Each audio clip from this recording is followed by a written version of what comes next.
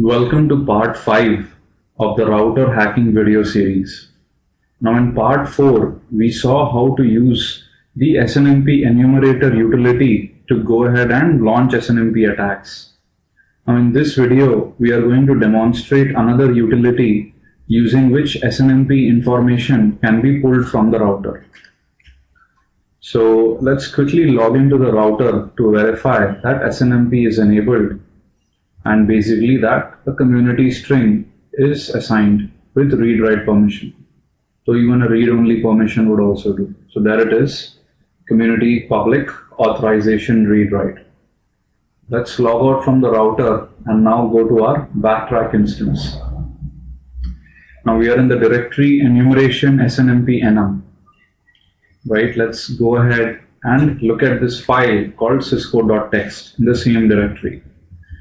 Now those of you who are familiar with Snmp know that Snmp consists of what is called MIBs, or management information bases.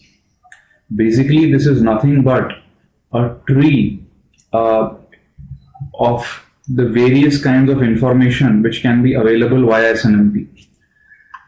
So as you can see, there is this dotted notation which is basically how you traverse the Snmp MIB and then pick out the final leaf node defined by these numbers. So I will not go into detail of Snmp and Snmp basic. I'll leave that to the user to go ahead and figure it out. The basic idea is cisco.txt, linux.txt and windows.txt contains various Snmp MIB descriptions using which we can get a particular kind of information from the device. So linux.txt has a couple of others as well. For example, you have the running process, system info and whatnot. Now let's go ahead and run the Snmpenum program. So it expects three inputs: the IP address of the router, the community string, and then the configuration file.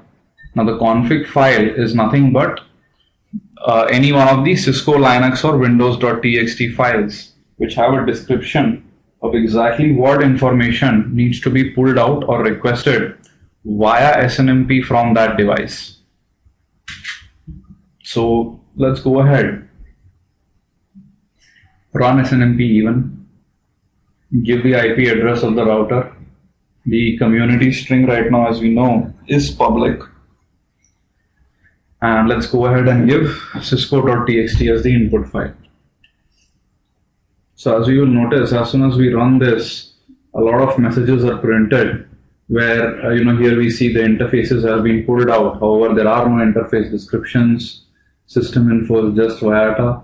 So basically this information depends on the kind of requests which we send via Snmp and which one of those information does the router have. Now we can also try out a similar example with linux.txt.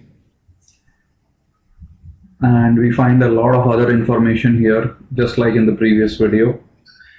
See, the major takeaway is that one needs to have an exhaustive list of all the Snmp MIBs, using which you can query this particular device for whatever information it provides via Snmp. And that is where at times you can even visit the manufacturer website of the router or the device from which you're pulling out Snmp information.